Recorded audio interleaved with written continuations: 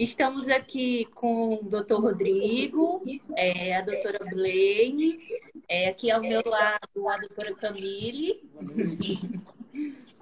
Boa noite. E eu queria dizer, iniciar né, aqui o nosso bate-papo, dizendo que é uma grande honra tê-lo aqui com a gente no Concede Convida, o senhor que já vem aí de 2 concedes, né, 2 congressos com a gente aqui no Ceará.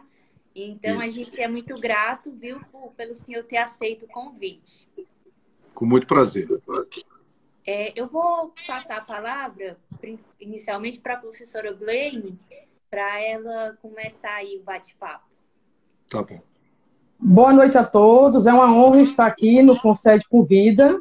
Agradeço aí o convite do doutor Rodrigo, da doutora Camille e da Luciana. E para mim é uma honra, doutor Ademar Gonzaga, estar aqui nesse diálogo sobre direito eleitoral. E eu sei que o senhor esteve aqui, né, no Concede de 2017 e no de 2019. Esperamos revê-lo em novembro, aqui na Terra do Sol, no 3º Concede, previsto para novembro de 2021. E o senhor, que é um apaixonado pela natureza, pelo verde, pelo mar e pelo esporte, né? Kite, vela, eu gostaria de saber a sua opinião, como o senhor pensa hoje a questão da sustentabilidade com as eleições? Olha, primeiramente eu quero agradecer a todos vocês aí, a vocês pelo convite, muito honrado por participar desse concede, o 3º concede, né? Quantos tiverem, quantos convidados forem, eu participarei, com muito prazer. E, olha, a sua pergunta é muito boa e inédita para mim, sabe? Porque nunca me perguntaram sobre uma visão conjugada da sustentabilidade, da natureza e do direito eleitoral.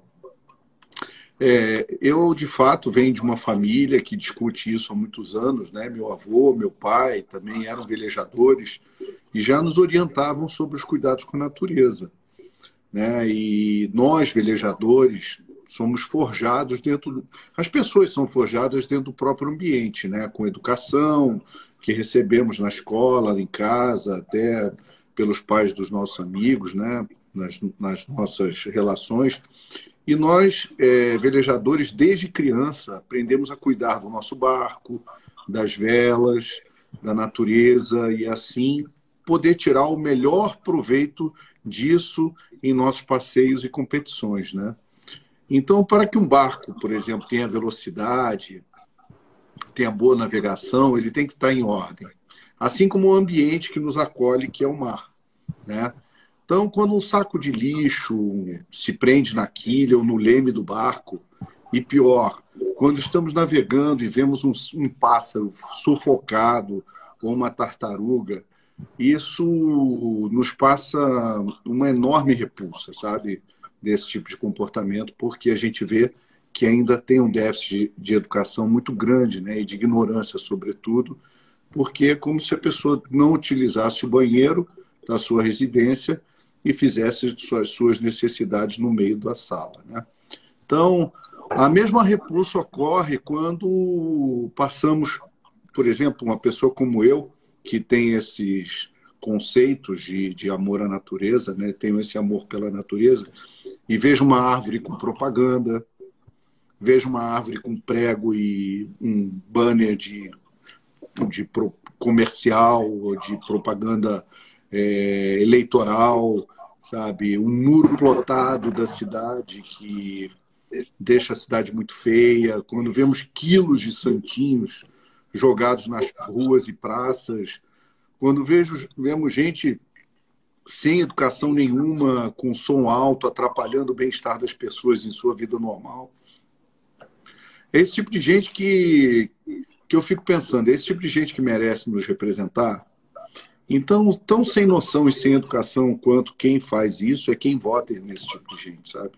Então, é esse talvez o link que eu tenho a dizer para você sobre isso.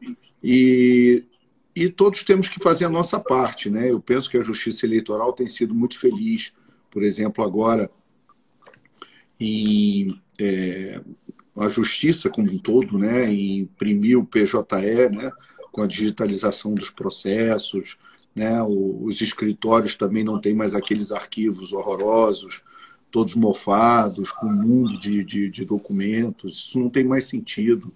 O TSE implementou lá, eu ainda era ministro, com muito esforço, energia solar. Aquele prédio é quase todo ele se mantém com energia solar o tempo todo. Brasília é uma cidade iluminadíssima, né?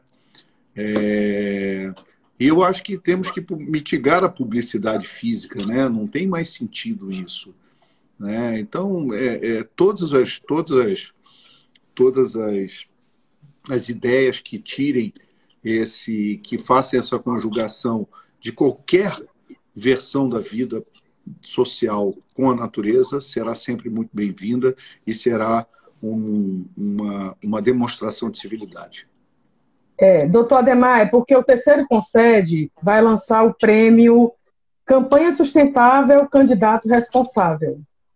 E o senhor, que já foi ministro do TSE, eu gostaria só de saber a sua opinião. Eu ensino direito ambiental e eu sempre procuro a interdisciplinaridade desse direito com as demais áreas, né? E eu chamei o direito eleitoral para essa discussão e eu queria a sua opinião, se o senhor acha que a propaganda eleitoral ela deveria se enquadrar na responsabilidade dos resíduos de campanha, porque tanto a lei ambiental como a lei eleitoral são omissas no tocante a quem deve cuidar dos resíduos da campanha, né? Então, a gente vai, inclusive, lançar esse prêmio, Campanha Sustentável Candidato Responsável, e eu acredito que o rumo da justiça eleitoral é nesse sentido de haver realmente essa comunicação, esse diálogo maior com o direito ambiental. O que é que o senhor pensa sobre isso? Eu penso o seguinte, que eu primeiramente, com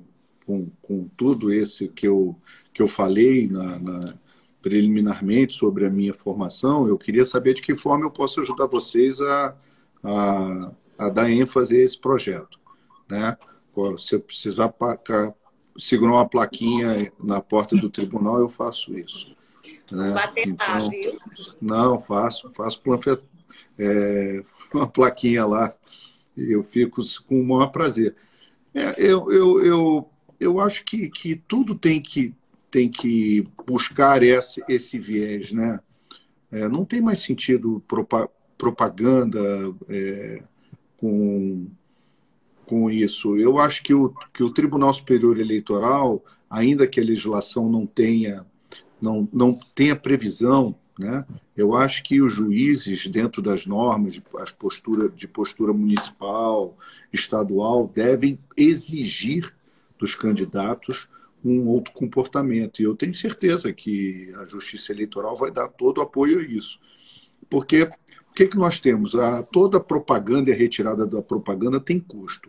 Então, como o candidato eleito ele faz a próxima norma para ele ser candidato novamente, ele não vai querer gerar custo para ele. Então, nós teríamos aí uma falta de legislação por conta dessa situação de interesse pessoal. Quando isso acontece, o judiciário tem que agir. Eu chamo isso de ativismo, mas eu chamo de responsabilidade. Muito obrigada pelas suas considerações. Imagina.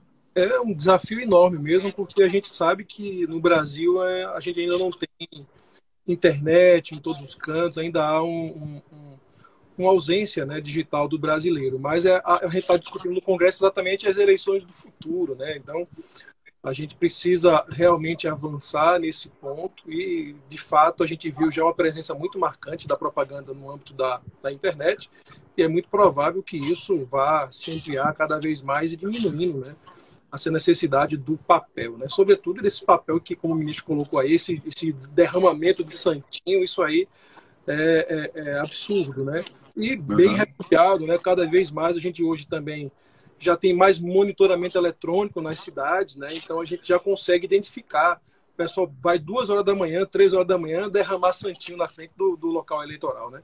Então, enfim. Mas hoje a gente tem mais tecnologia. Aqui no Ceará a gente tem um sistema muito bom de vídeo monitoramento e já se consegue identificar com mais facilidade esse tipo de atividade, né? Enfim, a gente vai caminhar, com certeza, professora Tânia, para uma campanha mais sustentável e esperamos que tenhamos candidatos responsáveis. Mas pegando esse gancho da eleição do futuro, né, ministro? A gente tem uma discussão agora premente em relação às urnas eletrônicas. A gente tem a PEC 135 de 2019, está havendo um debate grande sobre a integridade do processo eleitoral, se vale a pena você ter um sistema a mais, porque a gente sabe que há sistemas de auditoria do processo eleitoral, não é um sistema que não é auditável, mas é preciso saber se há necessidade de um sistema a mais, né? Houve a discussão no passado sobre a constitucionalidade, se é constitucional ou não. Eu acho até que não é nem papel do Supremo especificamente decidir algo que é da política, se o sistema vai ser assim ou assado. Eu acho que é realmente uma decisão política. Acho que a decisão do Supremo não foi correta, inclusive, porque não havia, para mim, sigilo violado do voto, porque o voto era de uma forma colocada, aparecia para o eleitor e depositado na urna sem contato. Haviam problemas operacionais, óbvio, né? Custo, tem tudo isso, mas eu não vi, eu pelo menos particularmente não vi inconstitucionalidade. Eu acho que o senhor falou de ativismo, eu acho que o Supremo aí ele foi ativista, muito embora eu seja contrário à impressão do voto. Eu reconheço, na minha opinião, que o Supremo ali ele se equivocou. Mas aí a discussão agora está em nível de uma PEC, né? Numa proposta de emenda à Constituição, e a gente imagina que o Supremo não vai intervir se tratando de PEC. E há argumentos favoráveis e contrários à adoção da impressão do voto, e a gente do Conselho queria saber do senhor o que é que se tem aí de argumentos favoráveis e contrários, e qual é o pensamento do senhor a respeito desse tema. Olha, o que acontece? Eu também eu reconheço que a urna eletrônica foi um avanço maravilhoso, vem desde lá de trás, da época do ministro Carlos Veloso, ministro Marco Aurélio, todos os ministros, eles sempre deram um incremento para que o voto eletrônico, na urna eletrônica, fosse implementado em todo o Brasil. Nós temos um equipamento, né, é uma urna eletrônica, e aquela urna eletrônica faz uma transmissão. Então, alguns acham que a urna pode ser fraudada, outros acham que é depois da urna que isso pode ser fraudado. Mas o que nós vemos é que essa urna acabou com o mapismo, acabou com o voto de cabresto, pelo menos mitigou o voto de cabresto, deu celeridade ao processo, e você ter um resultado rápido é sempre dá sempre uma impressão de transparência, né? Eu reconheço na urna eletrônica vários avanços. Mas eu também entendo, sobretudo nos tempos atuais, que a tecnologia não para. Ela não para. É sempre uma briga de gato e rato. Né? Ontem mesmo eu estava conversando com um amigo que agora tem um telefone que tem uma inteligência digital, que entra um hacker para gravar a sua ligação. Esse telefone já tem um sistema que liga com Israel já desenvolve imediatamente. Ou seja, o fraudador está sempre um passo à frente da tecnologia. Né? Então, a busca pelo aprimoramento deve ser constante. Eu sei que o custo é elevado, já disse que o custo é elevado, mas falei isso, gente, num ambiente, num contexto de implementação desses módulos impressores, porque aquela lei foi editada muito em cima, quase que às vésperas do pleito. E pouca gente sabe que as empresas desistiam de participar da concorrência, primeiro porque não davam conta de entregar o módulo impressor com todos os testes, coisa e tal, né? E os valores eram exorbitantes justamente pela premência das eleições que se avizinhavam já. Então, o TSE chegou a comprar módulos impressores, já tinha coisa embarcando da China para cá, esses contratos tiveram que ser desfeitos, sabe? Houve um custo, né? Ocorre que o Congresso, isso aí não é uma questão...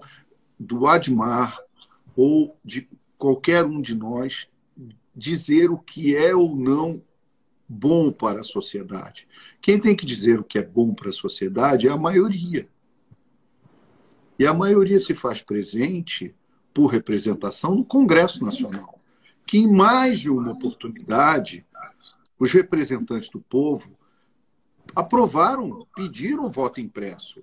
É claro, com as garantias necessárias, constitucionais, né? Agora estamos vendo, como disse o doutor, que o Congresso Nacional está tendo que recorrer a uma proposta de emenda constitucional, né? Penso que isso virou uma queda de braço desnecessária. Está faltando um pouco de diálogo, bom senso, e eu não entendo por que a Justiça Eleitoral sinta isso como uma ofensa, sabe? As pessoas estão querendo ter vamos dizer assim, uma rechecagem da questão, né?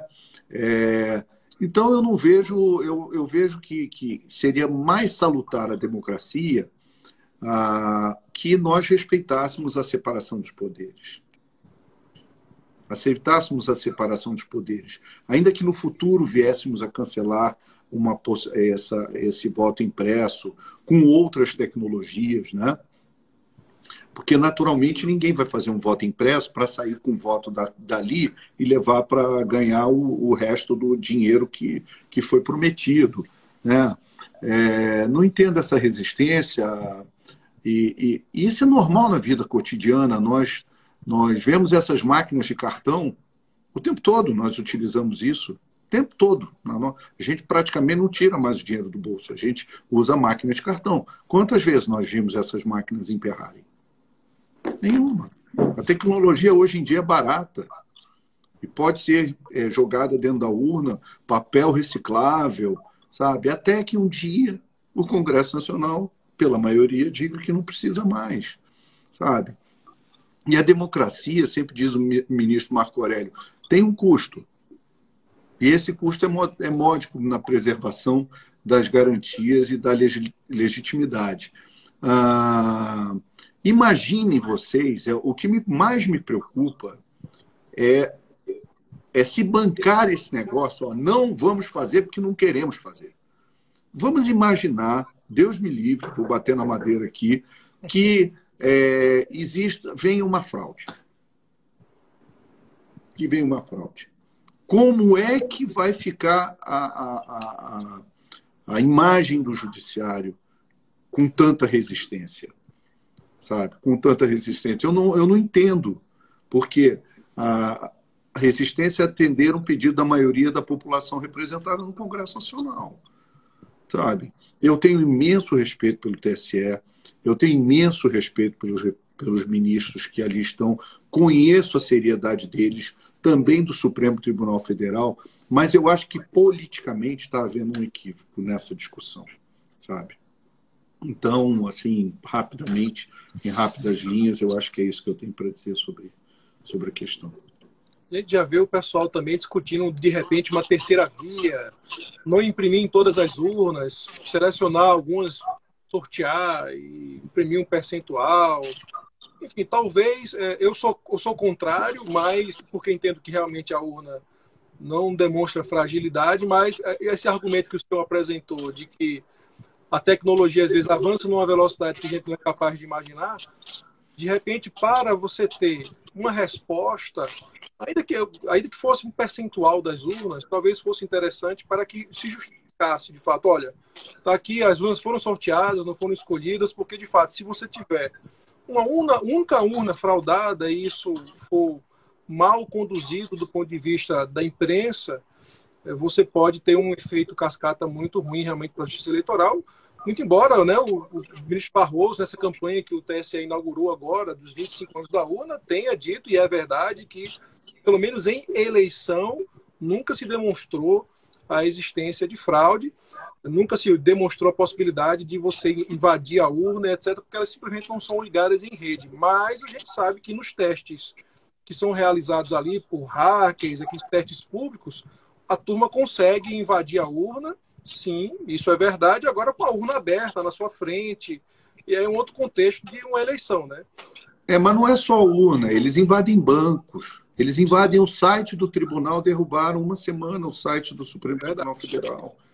Invadiu o sistema. Eu reconheço, eu sou testemunha da seriedade dos profissionais da área de informática, dos ministros, cuidado, extremo cuidado com a preocupação em fazer um sistema muito seguro. E eu tenho certeza que todos entendemos que não partiria dali de homens notáveis, homens e mulheres notáveis que por ali passam e passaram, que iriam fazer uma fraude eleitoral. Claro que não. O problema é da urna para frente. Há uma possibilidade? Se a sociedade pede, em face dessa possibilidade, que se tenha uma preservação do documental, do material, não interessa se o Admar acha correto ou não. É a maioria da população. É a maioria representada no Congresso. As contas da gente são clonadas. Sim. Né? Os cartões. Os cartões. A gente nem sabe o que aconteceu. Daqui a pouco tem um cara fazendo uma compra no Alibaba lá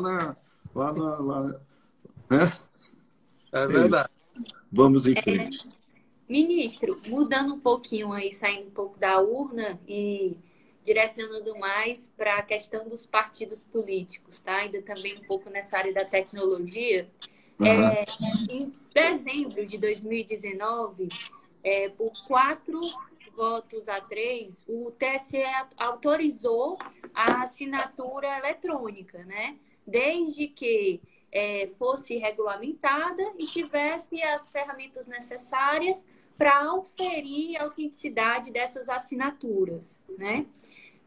Ano passado, também por conta da pandemia, o TSE também permitiu que as listas, né, e as fichas individuais de apoiamento fossem enviadas, né, fossem digitalizadas por meio do sistema do PJE. O senhor hoje está como secretário-geral, né, do Partido Aliança. É uma formalidade para poder fazer Mas sou muito próximo do presidente. E o Partido Aliança, ele está colhendo essas assinaturas. Assim, qual a dificuldade que o senhor vê nessa criação do partido e nessa manutenção hoje no Brasil? Também uma ótima pergunta. Como é que é o seu nome? Luciana. Luciana, também uma ótima pergunta. E o assunto foi levado em consulta realmente no TSE, né? A Corte respondeu positivamente à possibilidade de aproveitamento das assinaturas digitais, né? Contudo, passado mais de um ano, ainda não houve essa regulamentação. A questão da autenticidade dessas assinaturas é algo que me causa um pouco de espécie, porque a autenticidade das assinaturas já é reconhecida por lei. Porque tem a questão do certificado digital, né? Que eles também Exatamente. Eu tenho certificado digital, eu imagino que vocês todos tenham certificado digital, até que nossa profissão exige, né? Então, nós não temos custo nenhum. Então, a grande discussão foi porque traria custos, sabe? Aí você começa a interferir na liberdade do apoiador, do cidadão. A gente vai utilizar a assinatura, nós poderíamos utilizar a assinatura digital, que tem fé pública pela norma, né? Tem fé pública. Não tem nem que ninguém conferir isso. Né? Talvez seja mais segura que aquela construída pelo cartório, né? Muito mais. Até porque a sua assinatura com 18 anos de idade, quando você tirou o teu título de eleitor, não é a tua assinatura de agora. Quando você vai votar lá e faz ali a sua assinatura na folha, no caderno lá, que você apresenta o seu documento para votar, muitas vezes você faz uma rubrica. Você não faz a sua assinatura completa. E não vai bater. Isso tudo está operando contra a nossa expressão democrática. Porque você dizer que apoia um partido é uma das formas de você eleger, de você votar, de você se expressar politicamente, democraticamente. Vai ao Congresso e diz que quem for filiado a um partido não pode apoiar outro partido. Meu Deus do céu, então eu só posso votar em gente do partido que eu sou filiado. Eu vou ter que revelar o meu voto. Né? Então, tudo isso está sendo objeto de uma espécie de preconceito contra a criação de partido. Sabe? Mas fato é que até hoje não tivemos uma Agora, se o apoiador ele quer ir lá, olha, eu sou fã do Aliança, do Bolsonaro, eu vou pegar um certificado digital, vou pegar minha poupança aqui e vou fazer um certificado só para apoiar esse partido. Ah, é caro para ele? Mas isso não é da conta de ninguém, é da conta dele. É a manifestação dele com mais ênfase ainda. Né? Então, virou um impeditivo democrático esse tipo de questão. Né? Há um preconceito. Por exemplo, inventaram lá um sistema que você tem que passar por um sistema para ver se a pessoa é filiada a partido, se o título bate ou não bate. Ok.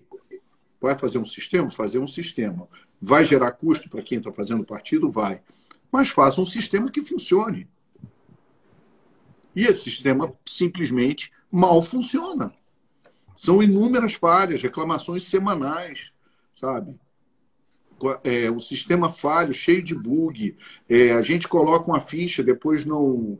Nós temos um número aqui, não é o que está na planilha do sistema. Mas, pior ainda, a lei eleitoral, a lei dos partidos diz que o juiz eleitoral tem 15 dias para fazer a certificação. Tem mais de 120 mil fichas nos cartórios eleitorais há mais de 6 meses aguardando essa verificação. Na verdade, a lei eleitoral ela não diz também como deve ser essa assinatura, né? Assim, ele fala que você tem que conferir ou no título, que é uma coisa antiga, e olha como é que é essa conferência, né? Você movimentar a justiça eleitoral para o cara ficar fazendo um serviço cartorial, quando você já tem, com todas as garantias, um certificado digital. Né? O sistema não funciona, os cartórios eleitorais não cumprem os prazos. Imagine agora com a pandemia.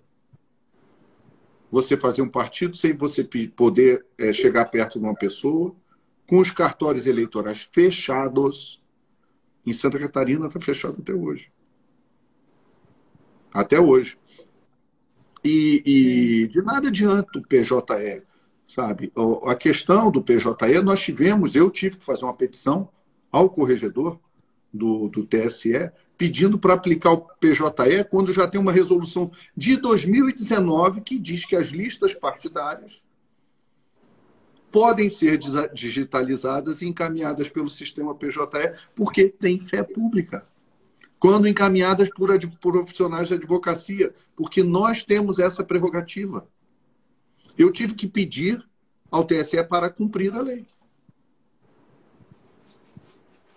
Para que os cartórios, para que os juízes eleitorais, lógico, o ministro Salomão, na hora que viu aquilo, o ministro Barroso, ele tem toda a razão. São homens. Agora, eu tive que ir ao TSE porque TREs e juízes eleitorais não estavam aceitando isso. E está lá no provimento da Corregedoria Geral Eleitoral, como você falou, Luciana, que tornou obrigatório a utilização do PJE para várias classes processuais, inclusive lista de apoiamento ao partido. Então, são essas dificuldades. O grande problema do Brasil não é o número de partidos que nós temos. Isso não é um problema, porque nos Estados Unidos, talvez muita gente não sabe, mas tem mais de 200 partidos. Mas só no cartório lá. Só 2 têm assento.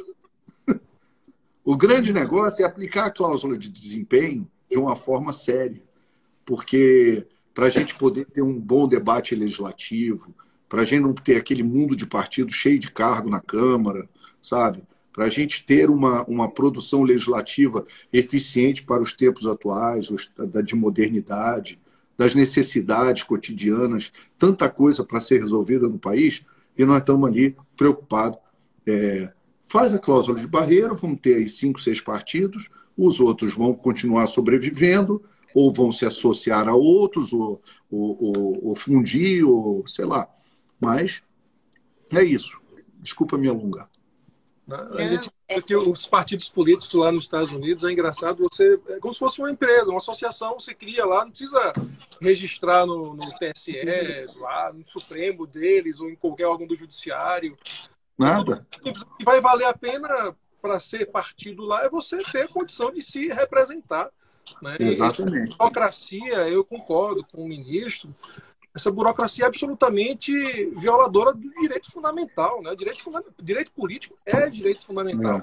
E certificado digital, assinatura digital, ela tem validade.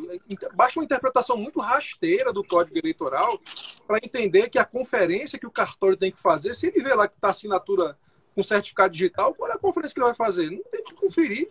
Né? É uma conferência, é só uma verificação. Né? Basta Você quer ter uma código. ideia? Você quer ter uma ideia? No início, houve lá uma decisão da qual eu não participei e não concordo. Pediram aos apoiadores do presidente da República para irem aos cartórios fazer o reconhecimento de firma da assinatura.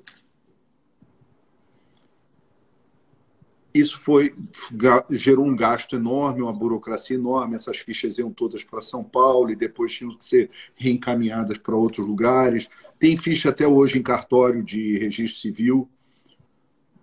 O que aconteceu? Chegava no juiz eleitoral, o juiz recusava a assinatura registrada em cartório. Aí dorme com barulho dele. O cartório tem fé pública. O cara assinou. Botou o documento dele, o nome da mãe, a data de nascimento, tudo, fez tudo. E o cartório eleitoral não reconhecia a assinatura porque não bate com aquela que ele assinava com 18 anos de idade. Para, né? Além de para esse ônibus que eu quero descer. Uma discussão correlata a isso também, que pode ser levada, até por analogia, a gente tem a lei também que trata do referendo, plebiscito, iniciativa popular, e a gente sabe que no Brasil nunca houve uma lei de iniciativa popular que tramitou. Né? A gente tem aqui, por exemplo, no eleitoral, a gente tem a lei da captação de sufrágio, que é uma lei que se diz de iniciativa popular, mas chega na Câmara aquele caminhão de papel e ninguém confere a assinatura. Né? De jeito nenhum, não confere nem o número de assinatura. E aí o deputado precisa subscrever o projeto para dar entrada. E agora a gente tem algumas iniciativas, a gente tem, por exemplo, o aplicativo Mudamos Mais, que utiliza uma tecnologia, a tecnologia blockchain, para assinar projetos de lei de iniciativa popular com essa certificação blockchain, que é o que se tem de mais moderno no mundo, que é da criptomoeda, né, do Bitcoin, da Ethereum e outras. E eu estou curioso, porque eles não conseguiram ainda a quantidade de assinaturas para propor um projeto ao Congresso.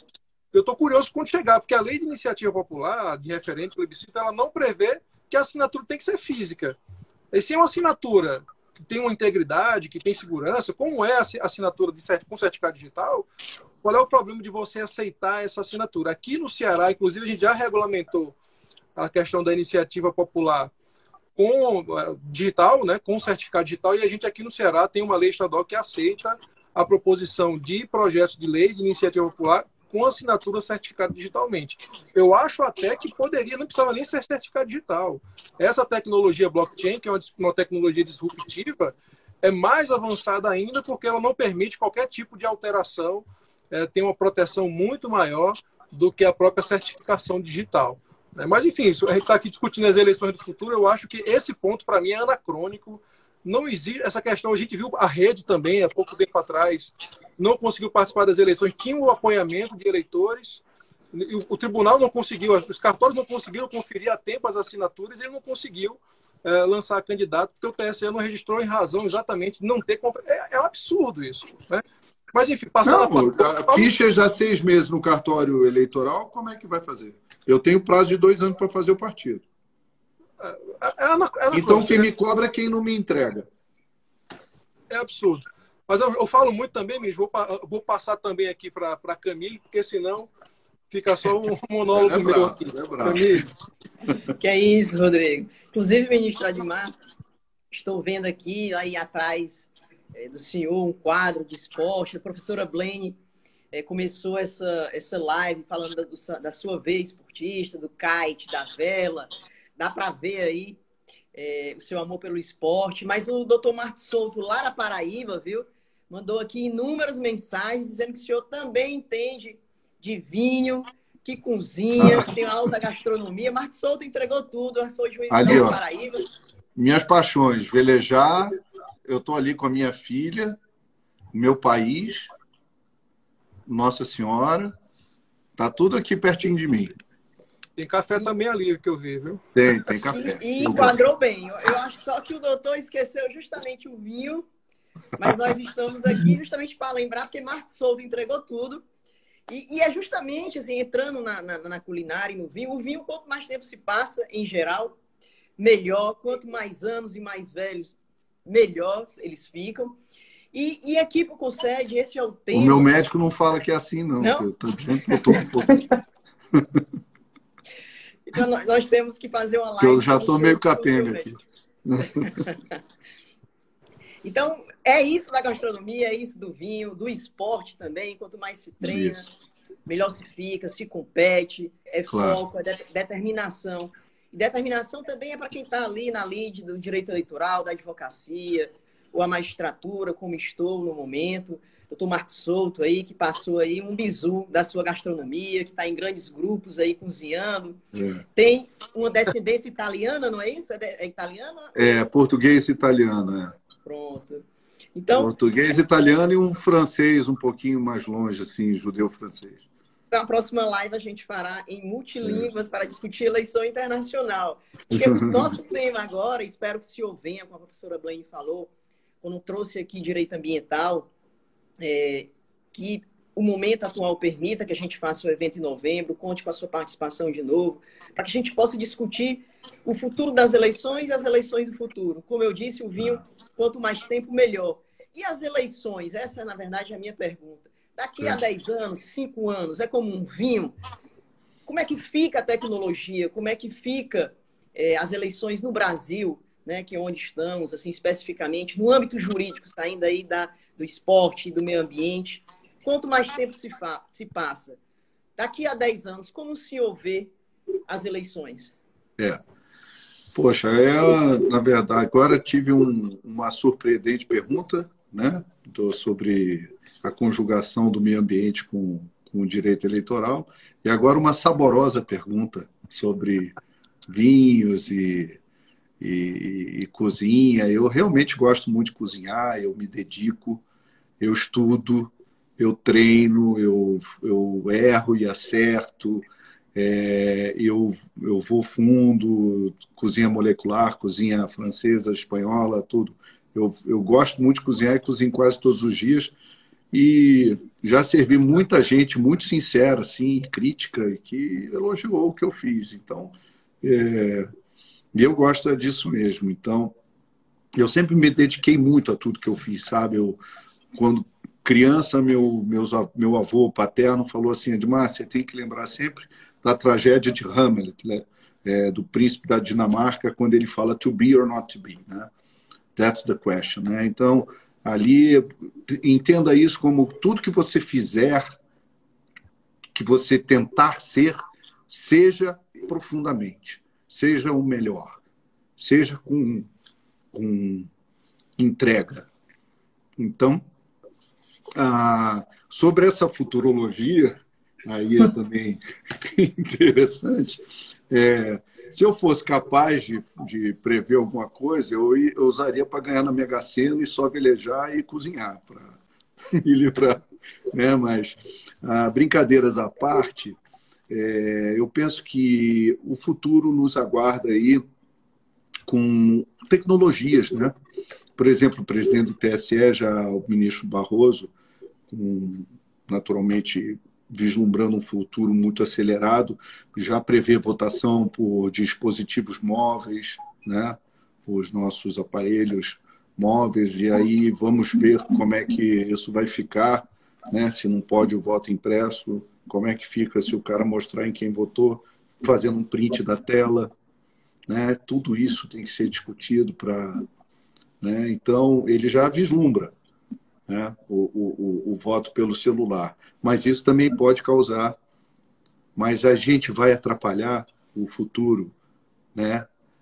O acesso à democracia.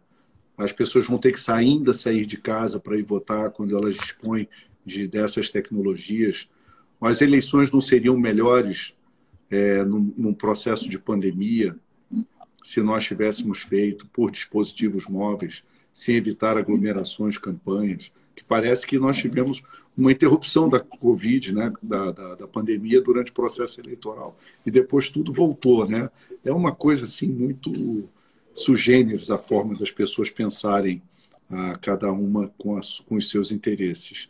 Então, eu imagino que um número menor de partidos, eu espero, sabe? Eu espero muita coisa, porque, ainda que eu já tenha uma idade bem mais avançada do que a de vocês, eu não sou capaz de perder a esperança.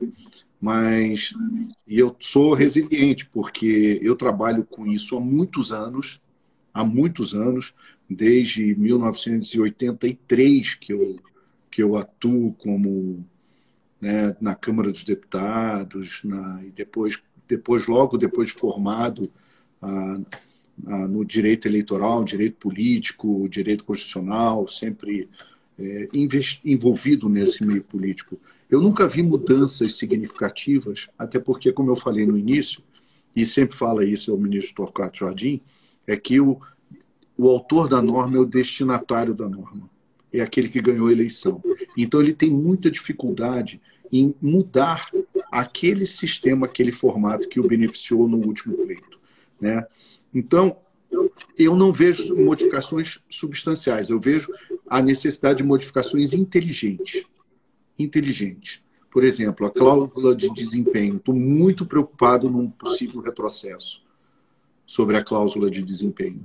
Sabe? Os partidos pequenos já estão se movimentando no Congresso para tentar impedir o próximo passo da cláusula de desempenho. Outra questão que é importante também, que foi um passo muito largo, é se terminar com as coligações proporcionais. Não tem sentido. Não tem sentido, porque você faz uma sopa de letrinhas, de ideologias que não se conjugam de hipótese nenhuma pessoa muito deficiente, com pouca intimidade com a inteligência, né, pode aceitar que partidos de extrema esquerda estejam com partidos de direita, sabe? Então, eu nunca vi mudanças substanciais.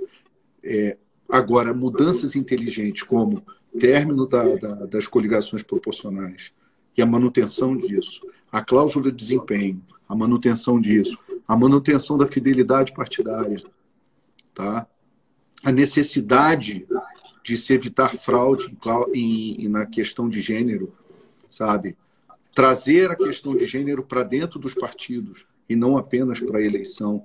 Isso é muito importante, porque virou um jogo de me engano que eu gosto, sabe? Pessoas que nunca participaram de eleições serem chamadas de última hora e não fazerem campanha. Isso está causando uma deformidade no processo eleitoral. Então, eu mais espero do que prevejo, entendeu? Mas nós já tivemos modificações significativas. A composição do TSE agora é maravilhosa, né? E gente muito séria. E eu espero que o Congresso Nacional, na próxima reforma política, não altere esses avanços, essas conquistas. Obrigado, ministro Admar. Eu acho que o doutor Marcos Souto deve estar satisfeito lá, a não sei que ele venha em novembro aqui para a gente fazer... Ele é um querido, ele é um querido. Ele é um paraibano, mas ele só convida para almoçar, para jantar, mas não diz horário nem o local. Ele tá preocupado. Aquele convite de carioca, né? Vamos se encontrar. Vamos, ele vai cozinhar aqui. Mentira, eu sempre fui bem recebido na Paraíba. Vou é deixar. maldade. Obrigada, ministra. Eu vou passar aqui novamente para a doutora Luciana, nossa coordenadora de marketing, e também para a professora Blaine reforçar um projeto maravilhoso do ministro Tarcísio, quando esteve aqui no último evento. Inclusive um evento da ouvidoria de todo o Poder Judiciário. A gente conseguiu ainda...